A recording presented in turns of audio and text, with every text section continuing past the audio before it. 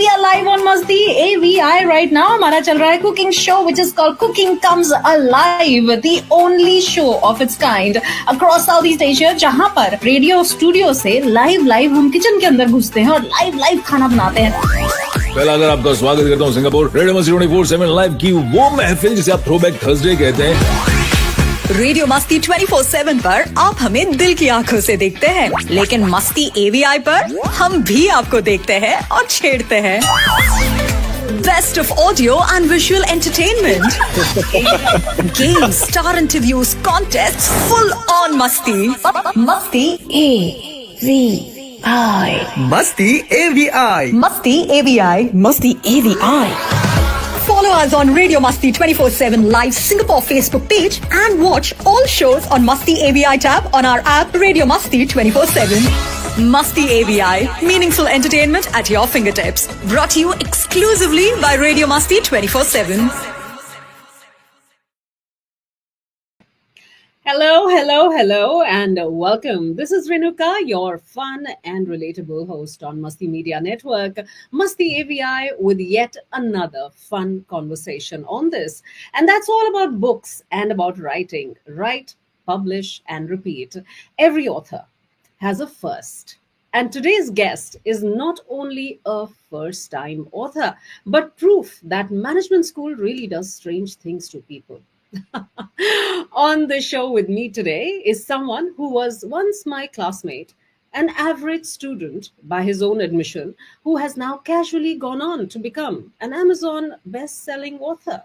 His book is called The Hapless Voyager, which honestly sounds like most of our lives, if we are being truthful. I read this book in one go, partly because it's funny, partly because it's painfully relatable, and partly because I kept thinking, wait, I know this guy, even though he has mentioned in his book many others, but not me, since we hardly spoke back then. But that's gonna be my question to make him uncomfortable to start with. And he's listening to me backstage. I'm going to get him right here, guys. If you like travel stories, awkward moments, real life reflections, and conversations that feel like chai with an old friend, well, you are in the right place. Please welcome the author of The Hapless Voyager. That is none other than Satyarth Mishra. Oh my God, I can't believe that I'm actually introducing him on my show, which is really nice. Some stories speak to everyone, no matter who you are and where you are from. He has now dared to open up his life in this book, which will bring a lot of jewels to anybody who reads. It's no wonder everyone's talking about The Hapless Voyager. The Hapless Voyager. I find the book Hapless Voyager deeply resonant with my own journey. What The Hapless Voyager has. The Hapless Voyager has in store for us. Hey Sat, what a great job. Great book, great read. Not too heavy for simple blokes like me. You dig it? A memoir of detours, mishaps, and unplanned adventures that feel all too real. Want to know what the hype is all about? Find out for yourself. The Hapless Voyager. Get your copies today. So, well, look who we have here.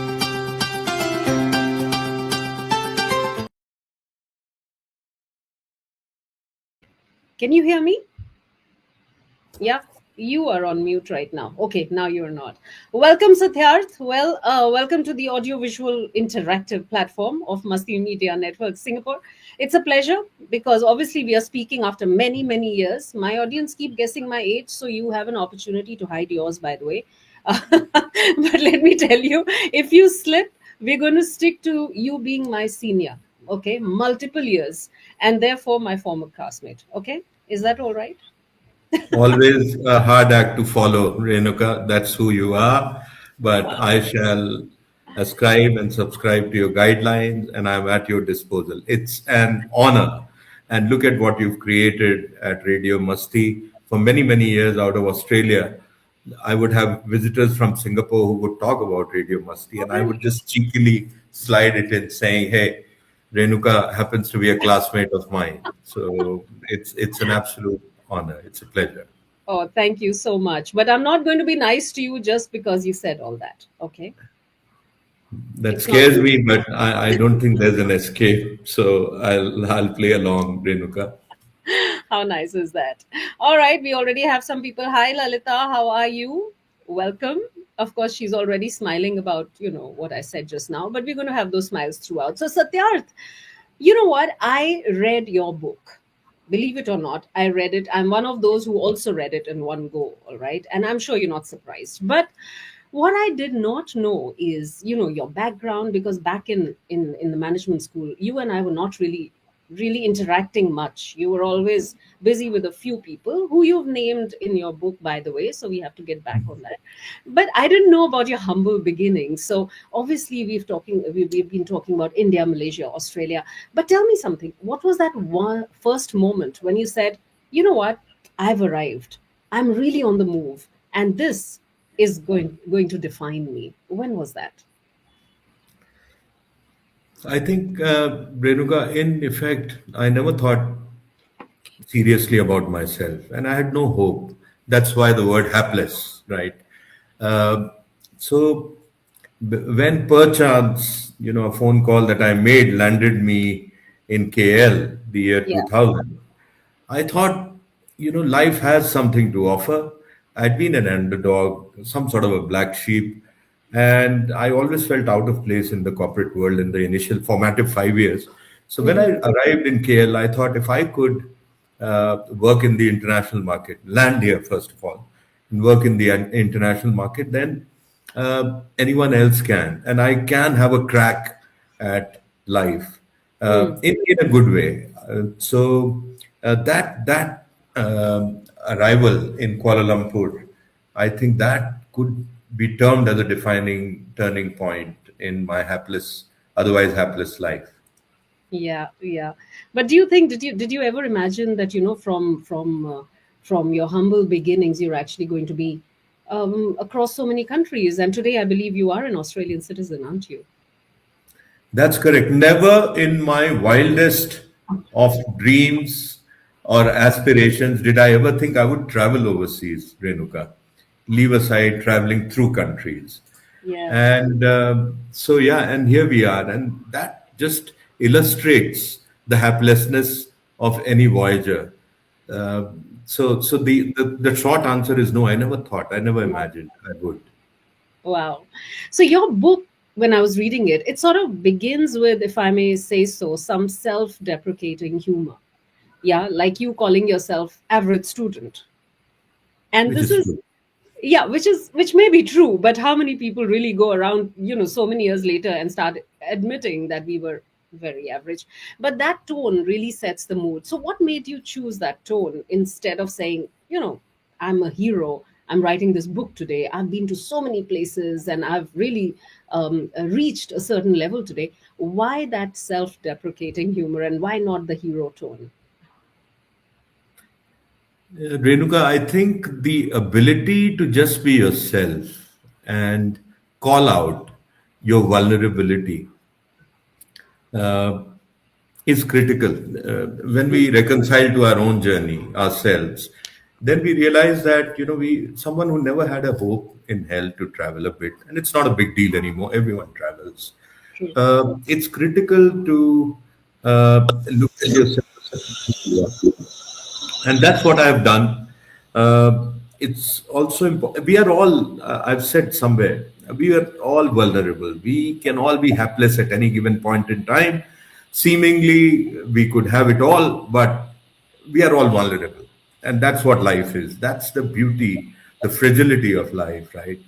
And the happenstance that life offers. So why pretend otherwise? We are vulnerable. So just be who you are. Just tell the world who you are.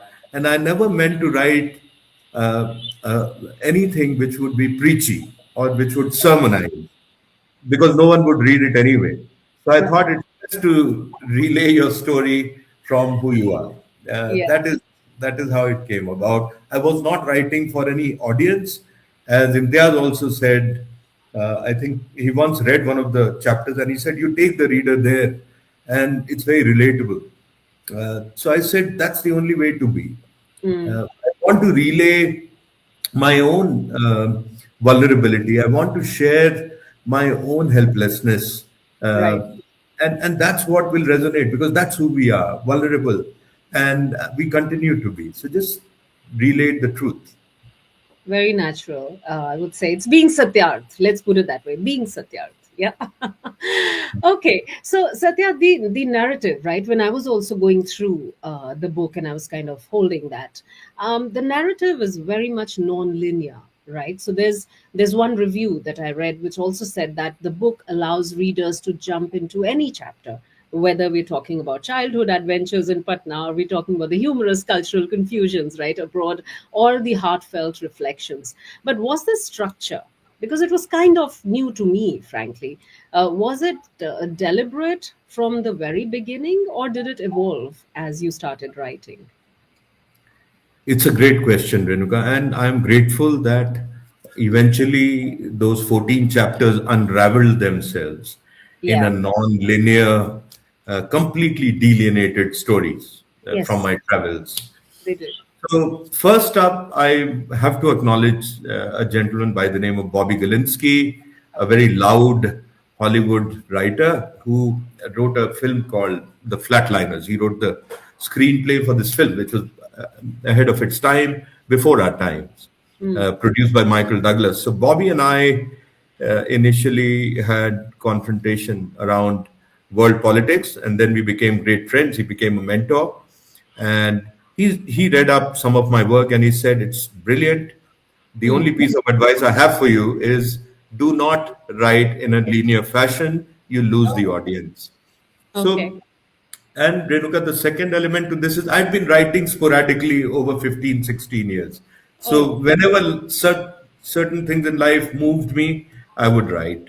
So in the end, it was always meant to be an amalgamation of, say, a story from Tanku in Kutub institutional area to Yeah. Patna while riding to school in my father's Lambretta.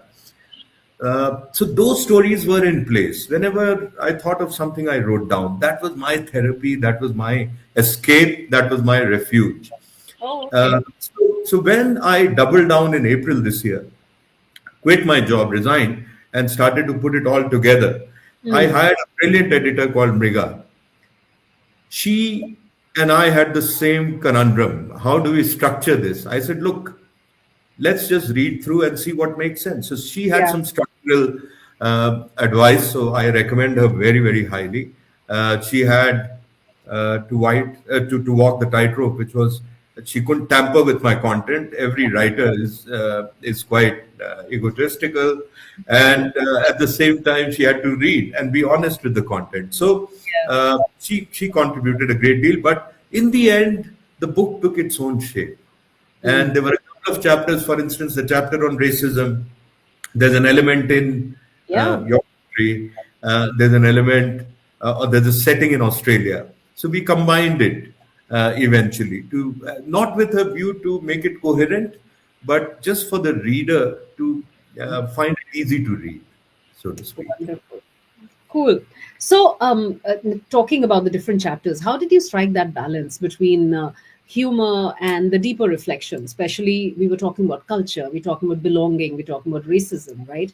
These are pretty sensitive topics. So, how did you, while writing, really strike that balance? What helps, Renuka, is that any moment, any personality, any situation has multiple strands. Yeah. So there are several intricacies, if you like, in any situation. So it's critical to observe them and call those strands out in their entirety, and they constitute a particular scene, if you like.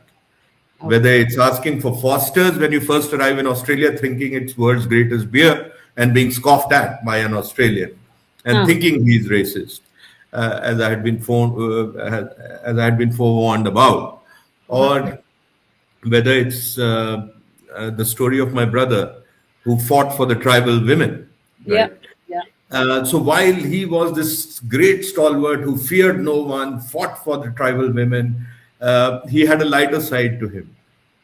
He took me to films, on the rickshaw in Patna. Yeah. So to me, Renuka always was very clear. I wasn't writing for any audience. I wanted to write about what I saw, and that eased off the complexity. I just told it like it is, and I've always recognized that there's no absolute in a person or a situation. There are multiple strands, as I have said. Yeah. So it was just about thinking about what happened and then write, and that was my release. I would feel great after writing anything, and I never stopped while writing a certain piece. And this is an advice I give to any reader, though my writing is hardly inspirational. You finish writing, and then once you think you've completed a piece, it's only then you go back. So there you are. Yeah. Wonderful advice. But you know what? I often wonder, because I maybe did not note. Did you have this writing as a habit right from the times we've known each other, or is this something you developed, once you started working? I've always written, Renuka. So talking of mediocrity, which was intrinsic to me growing up at school, and I was terrible at math, for instance. But I could always write, and I always had a penchant for words like cacophony. So, I, at the age of 4, surprisingly started to read. My mother and my father both used to read to me, and they used to give me simple writing exercise. So at the age of 4, I started to read. So everyone mistook me for a prodigy that I wasn't to be.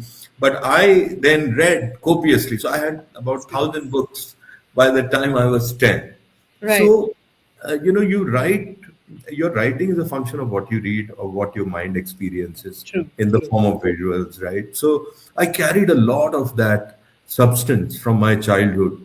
A lot of that reading stayed with me, and words would come to mind looking at a person, looking at someone's situation. And then I would write. So at school, I used to be good at Hindi and English. Okay. So that was my saving grace, if you like. I would write an essay and I would score a 7 out of 10, never a 10 out of 10. So that was one area I was good at, and that found its release. I was always out of place initially in my career.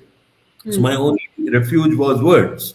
So I would write in my mind. And then if something struck me heavily, then I would write on the computer. Once I came to Bombay, I had nowhere to go. I came when we were at the MBA school, Renuka. My summer training, I knew no one in town. So I was the last person to get summer placement. Were you? I was, exceptionally hapless. That theme is consistent throughout. And I had a train ticket, so I landed in Bombay after midnight. And someone was supposed to come and get me from the station, but clearly they didn't bother. It was late. And the platform keeper at the waiting room, he gave me shelter, for instance. Okay. Oh, wow. Okay. So that stayed with me. And when I came back, Renuka, to Delhi after my summer training, then I just wrote on the train. I wrote with on my notebook. I called Bombay the city with a soul. Nothing against Delhiites. You are all my friends, but Bombay was very different. Not knowing anyone, landing up, and I just thought I would have to stay somewhere. But the chap gave me a bed sheet, gave me tea in the morning, and I was on my way. So whenever something struck me, especially acts of kindness, I had to write. Wow, that is such a beautiful share. Thanks for that. Some of the topics in your book as well, right, Satyarth, can be a little heavy topics to deal with, but the way you've handled it, it's certain levity, a very positive outlook. Like we're talking about being foreigners, we're talking about strangers, right? But the way you've managed those topics, it was amazingly beautiful. But can you share a moment from your life, maybe, which is featured or not in the book, which changed how you saw racism, or being a foreigner or a stranger in Australia, for example? So the first chapter, Foster's for Beer, Renuka, that resonates with most people. And that was my day one in Melbourne. Yes. I was carrying a lot of hopes and aspirations of the family, having been the first in the family to first of all travel overseas and then to Melbourne of all the places. And I always had a certain foolish enthusiasm about me. I still do. Uh, and I can be naive to the point where I actually don't know and I would ask and make a further fool of myself. So that's consistent throughout the book.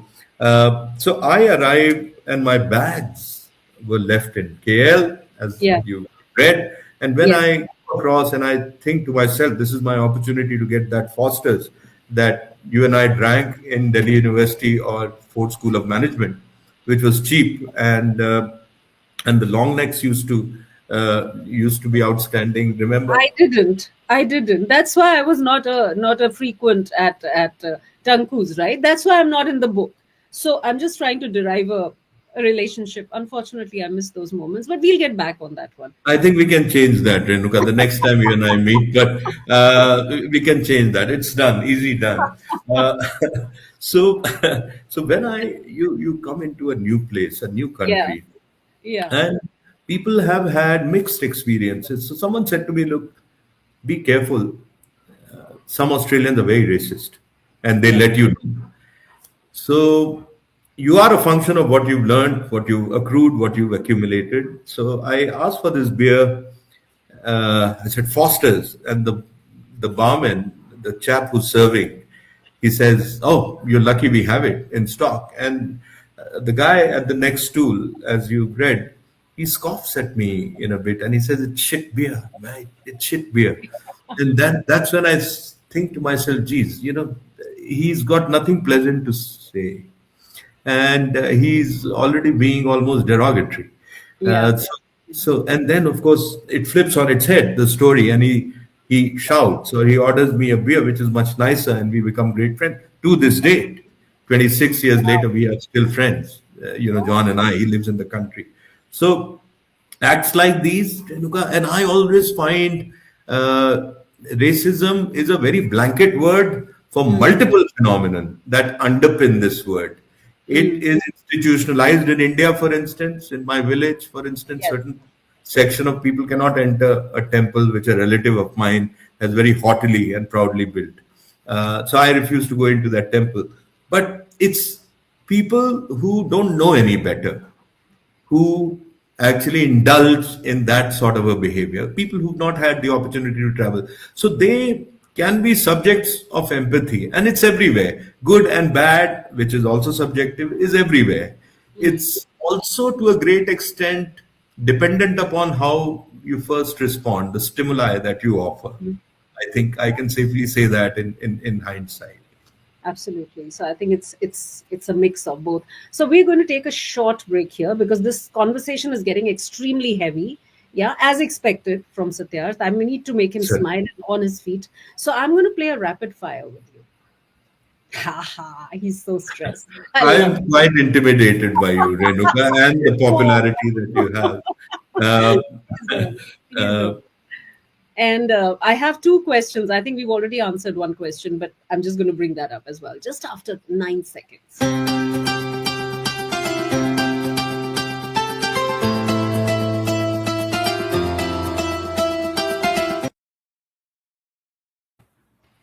All right, that was just to allow Satyarth to drink some water before he, faces me yet again.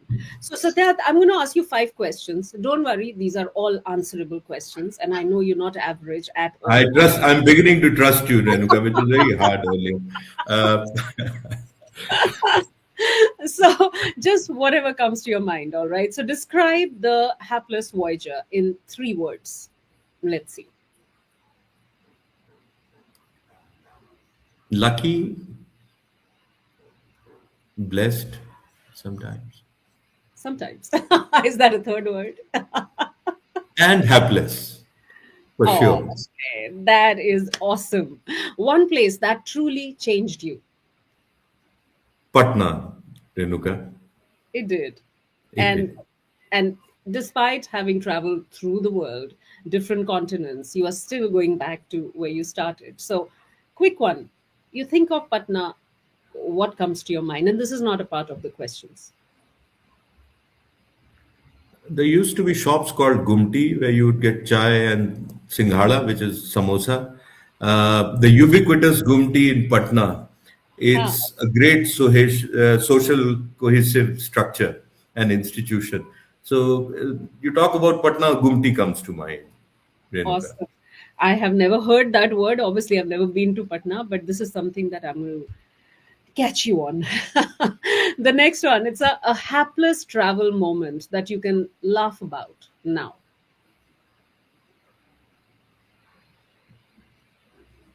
Well, I've missed a flight while after having checked in, actually. Uh-huh. Okay. So I've just been in a conversation with someone and the flight took off. So I did not board. And there was a meeting that I had asked for. So yeah, I felt Okay. rather hapless after I missed that flight. It Okay. wasn't that funny back in the day, but it did I happen. know. But this is where I have a high five with you because I was sitting right at the gate on my phone and they closed the doors on my face, and this was I was sitting there for 30 minutes. I wonder what I was doing. You won better than Renuka. Thank you. I'm not the only hapless person in the conversation. Yeah. All right. One line from the book that really makes you smile every time. Foster's for beer. Yeah. Okay. And who would play you if the book became a film? Have you thought Wow, about that's a hard one. I never thought about it, it? I Renuka. never. Uh, Maybe Nawazuddin. Ooh, okay, nice. All right. And what's next on your voyage? Is there another book, another adventure? What So excites I've been asked, Renuka, there's an outstanding literary journalist from Times Now, Simran, who ranked the Hapless Voyager right next to Arundhati Roy. So I thank you? Okay. Simran for her generosity Uh-huh. because she is a very method literary authority. She writes very Acha. well. She's a she's a great scribe herself. Um, and so she put the Hapless Voyager on the map, so to speak. And I won't say I'm unworthy, but that that led to a lot of people asking this question: when is the next book happening? I said it's taken me 15 years to come up with this one. So I had to get this out. Now I I'm know. not sure when, but I've started to make notes, mental notes about what I could write.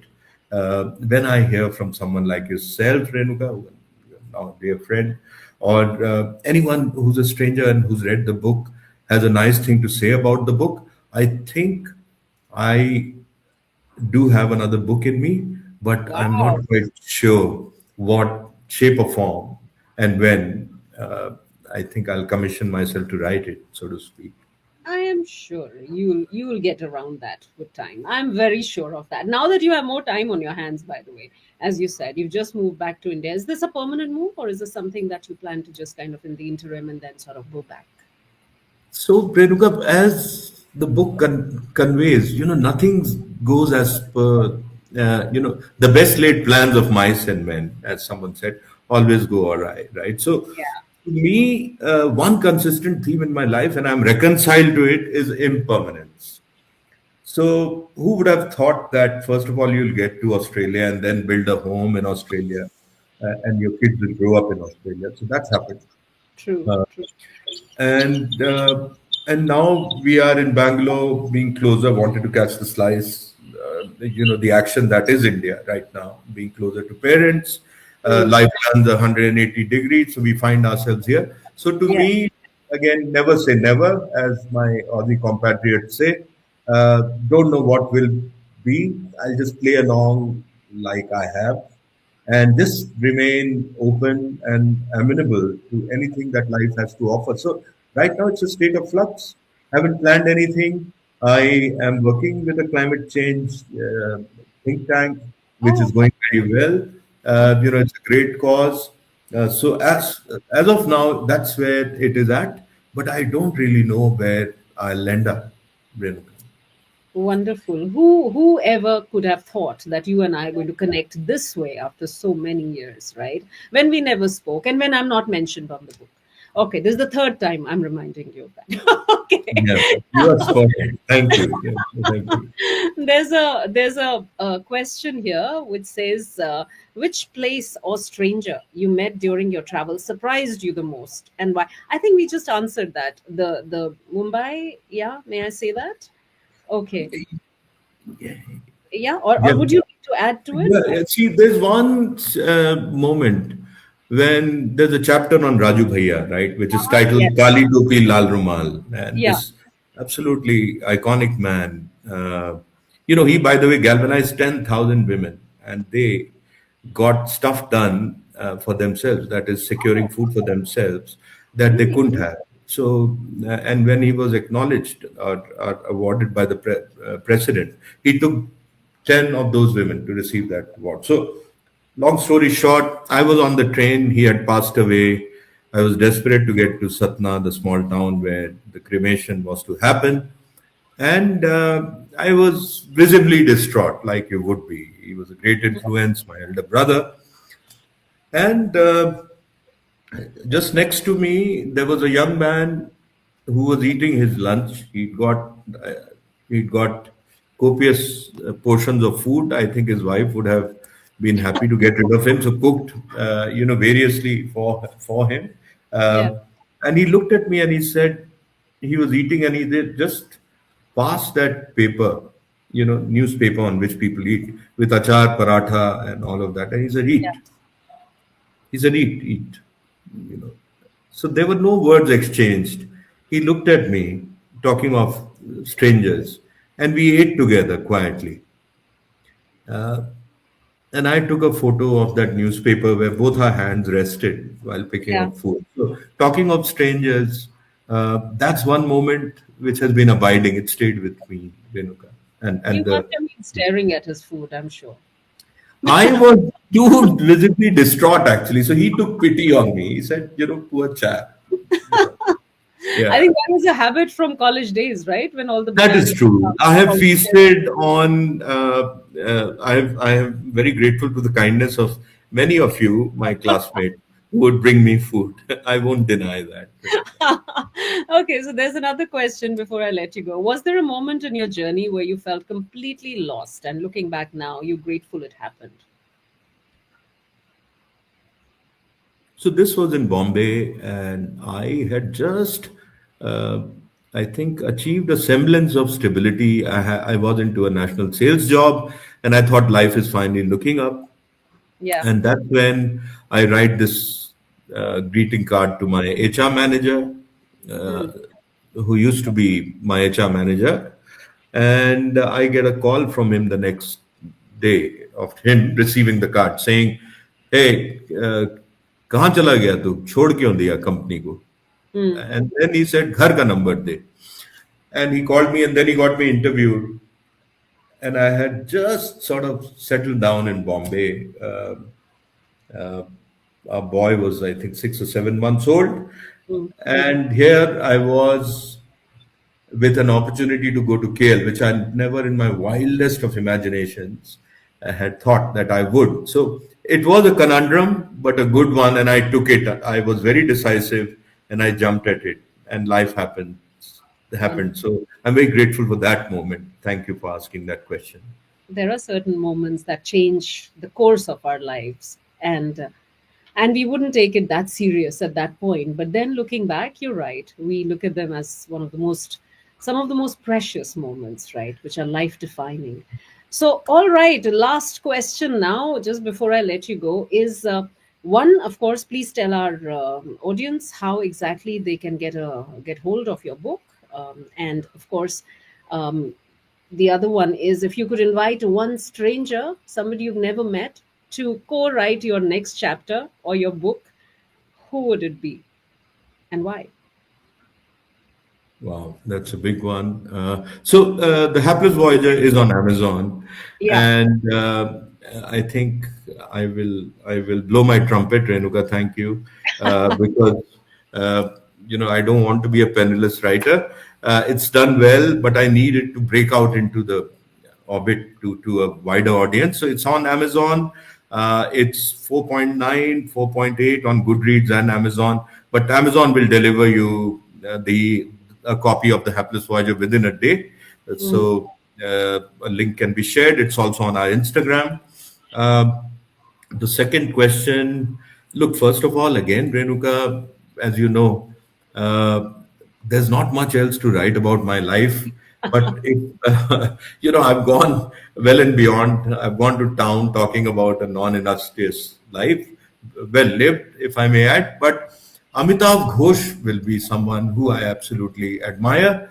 And the second author who has genuinely inspired me over the years, and I happen to work with his content, is MJ Akbar.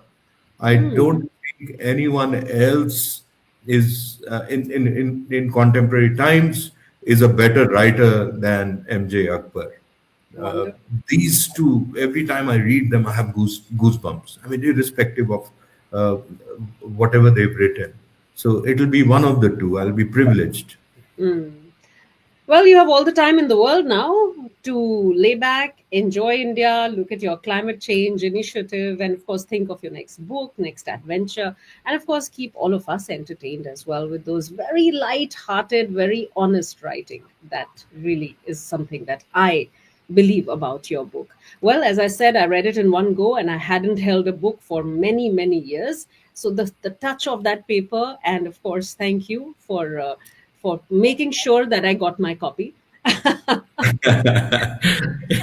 had to persuade Renuka, and I've never felt so special on any show. So I'm very grateful, to our friendship, to yourself, and for all the thoughtful questions that you had. Every time you ask a question, one has to rummage deep into one's inner recesses, right, and ask oneself. So thank you for doing that with your questions.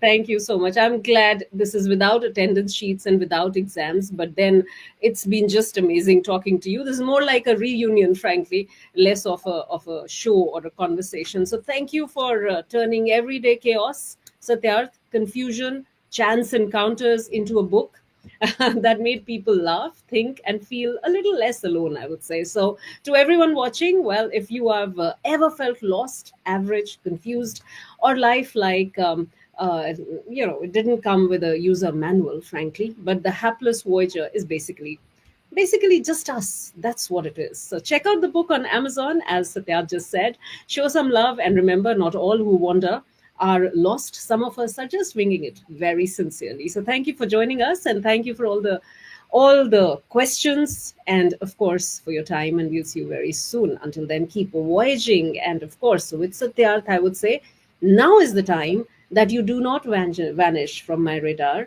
You and I continue to stay in touch. All right? There's no escaping. What an honor, Renuka. It has been. Thank you. Thanks, Satyarth. Thank you. Thank you. Bye-bye.